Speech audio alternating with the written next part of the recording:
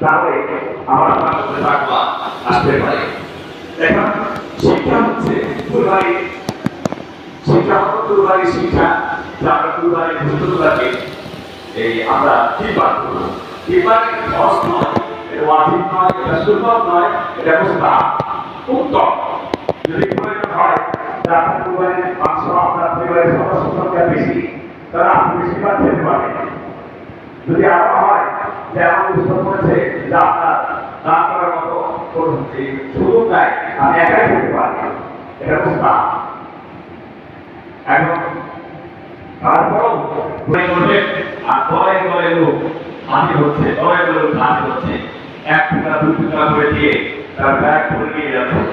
এখন প্রশ্ন হলো দেখা যায় এই ঝুঁকি এরকম ওই মানুষরা এই কুরবানি ঘোষণ নিয়ে নিয়ে জমা করে করে 10 দিন 20 দিন জমা করে করে ওই রাস্তাঘাটে বসে বিক্রি করার জন্য, বিক্রি করে না শুনছেন না, এটা বিক্রি করার জন্য বসে যায়। হ্যাঁ, তারা বিক্রি করতে পারে, কারণ তারা কুরবানি গোশত 20 কেজি গোশত পায় না।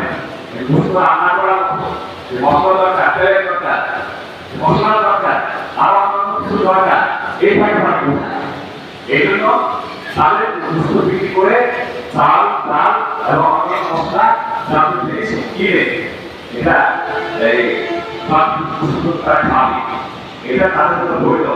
তার পূর্বে কিছু অসাধু লোক রয়েছে, কিছু নিরীহ রয়েছে, তারা সংগ্রহ করে করে করে করে তারা বিক্রি করে দেয়।